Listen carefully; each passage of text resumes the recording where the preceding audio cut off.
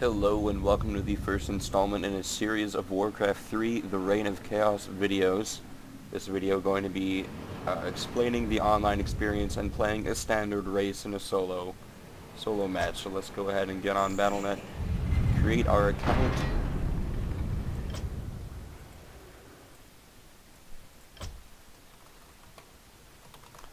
And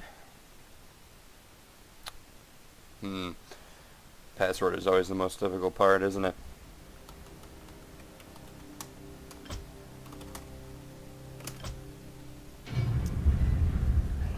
And find our first solo match.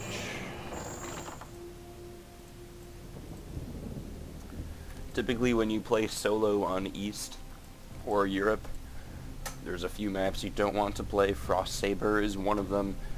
To be honest, I would probably avoid playing this map at any cost, as well as Moonglade, Scorched Basin, Nullwood, Tranquil Paths, Lost Temple, Legends, Plunder Isle. These are all good maps to play. We're going to be choosing the random race, and I will teach you the standard build for whatever race we so get. I'll give you some background about myself. I am mainly a human player in 2-on-2 matches. I'm not really much of a solo player, but I can hold my own. So, wouldn't be surprised if we lose this. Alright, so cool. We're going to be facing an undead. That's perfect for teaching Reign of Chaos. Undead is it's not a very common race to play against. Alright, and we're orcs. So basically we start our opener with this 8th Altar of Storms. Of course, create your 2 peons to start. Yes. And then immediately we want to create an orc burrow. What I'm doing here is microing my peons. I can send them, and they'll actually gather gold faster from the gold mine if I just right-click the gold mine like that. Something need doing? Then I want to grab my barracks. Okie dokie. Ready to work. This guy seems particularly chatty. When I have enough gold, I want to just continue to produce as many peons as I can for the time being. What you want? Something need doing? Yes. What you want? And grab as much gold as possible. Now with orc, typically you do want to scout. However, it is rather risky, especially against undead. Ready to work. And this is primarily because undead has ghouls, and they will be able to chase off your scout rather easily. Work. Work complete. Work complete. For the beginner orc, typically you want to roll with a Farseer, especially against undead. Farseer is a good choice. This is basically because spirit wolves are very useful, especially against fiends, which is typically what an undead player will go. Work complete. What you want? That point aside, Chain Lightning is also useful in itself. Yes. If I'm to face ghouls, my icon.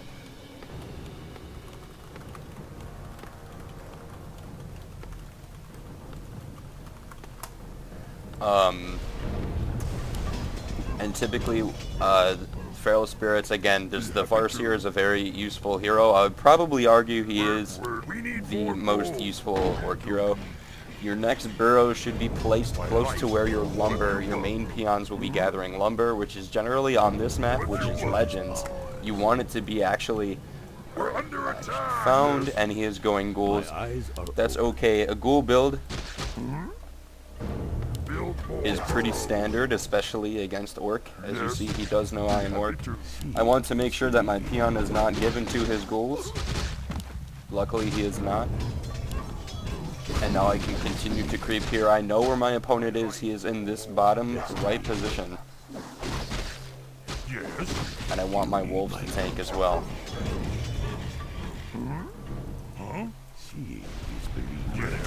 What strategy I am employing is the Fast 5 Grunt strategy. Work complete. My eyes are Basically what this entails is me getting my grunts very fast, harassing a little bit, knowing where my opponent is. Typically an undead player will choose a Death Knight I see. as their starting hero. I see. Once I have enough lumber and gold, I want to upgrade to a stronghold. That's very, very crucial. Watch out. My life As we see here, I am going to be able to catch this and grab this item. Yes. Here's a Dreadlord. That's not a typical hero you would see from the undead arsenal. However, it's not entirely wrong to use either, especially in solo. As you see there, you can cancel sleep easily by attacking the unit, and then he will wake up. Spirits of earth and storm, strike! And here's a 5-point surround. I will manage to make this undead Dreadlord teleport away to his base, which is not that far away. I can go ahead and attack him. I should be able to kill this hero. Look out. However, I do now run into a problem. Spirit towers will be up, and that means extra defense for this player. Seeing is believing. Strike. Watch out. I now have level 2 on my Farseer, and I will be able to creep in peace. Once I am at 30 food, typically you actually want to do this at about 27 food.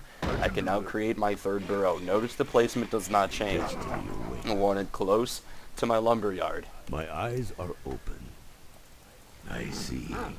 Notice how I micro back my weak grunts and replace where the unit is with my wolves. The reason why is because I don't want my grunts to take too much damage, but I also want them to take too much damage, but I also want them to do damage.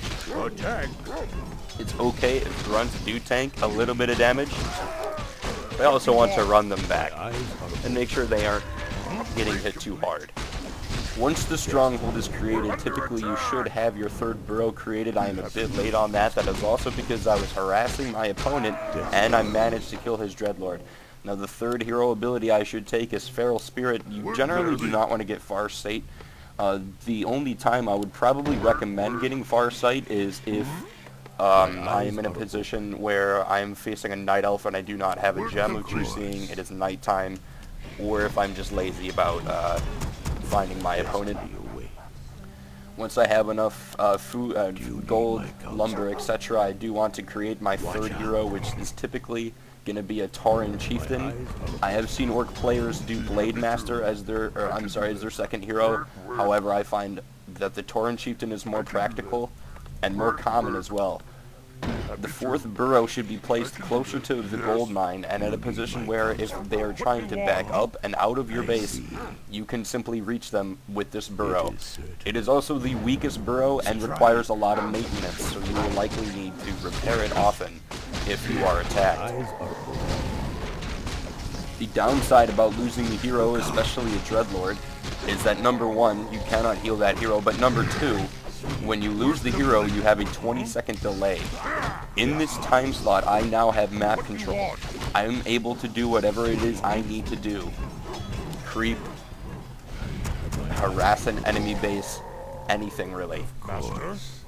I can use this to my advantage, this knowledge to my advantage, that I can now creep his positions safely and securely.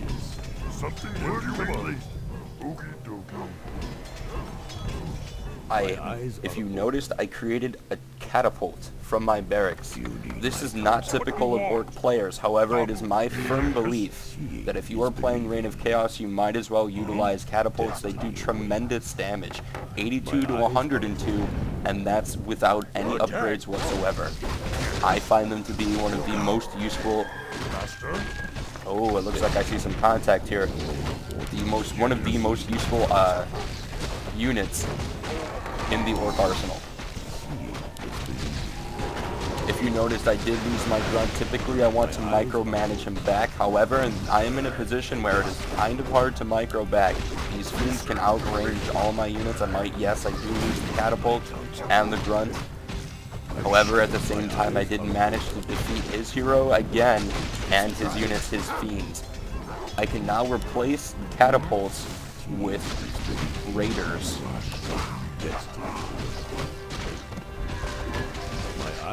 And I'm gonna need to grab some health pretty soon, so that means I will need to creep the Goblin Merchant position. Now that I have enough resources again, I can upgrade to tier 3 and begin upgrading my steel melee weapons. as an Orc player, you want to create many raiders. Raiders are a very strong unit with Ensnare. My life. I will show you an example of why Ensnare is so vital. Watch out. It is. As you see, I pulled the creeps, and I now plan on moving back a little bit. Of course. I will now use Ensnare to capture the Mauler, while the rest of the creeps will eventually back. As you see, the Mauler is now turning to run away, however he cannot. I can also do this in many other situations. I can use this against Raid, I can use this against Fiends, I can use this against any unit the enemy has. Now, unfortunately for us, the showcase is a bit short. This is mainly because the opponent is not really of, I would say, of skill enough It is. where this is a realistic example of what I'm doing and what I should be doing. Under attack! Research complete. Yes, Chieftain. Work complete. Look out. What do you want? Ensnare only lasts a limited amount of time, so I also want to make sure that I can kill the opponent in that time frame. But if you notice, I'm not taking a lot of damage from these creeps, and I'm also managing to preserve my Farseer as well as my Farseer's mana. Master? But now that I have crept this position, I can easily grab what I need to grab, and that is a few health potions and some scrolls of healing. If you notice, the 5th burrow I place, Eyes are open. which also signifies that I have a low upkeep, which is a good and a bad thing, is very, very close to my war mill. Eyes are open. There is actual little strategic importance of the placement of the 5th burrow. However, placing it close to your lumberyard cannot ever be a detriment. You are preserving your peons that you need to preserve. Because I know the opponent is going to grab spirit towers, many spirit towers, I also want to make sure I have plenty of siege units. Typically, undead will not get spirit towers unless you catch them off guard or in a position where they need to tower up. Ziggurats are very useful this way. That is why you also need to make sure that you have enough food where you can create catapults against spirit towers. We need more gold. Yes, Chieftain. Okay, so here's where this kind of gets tricky. Eyes are open. If you notice, I have 4 raiders. That should be enough to do what I need to do here, but I'm going to split up my army. Creep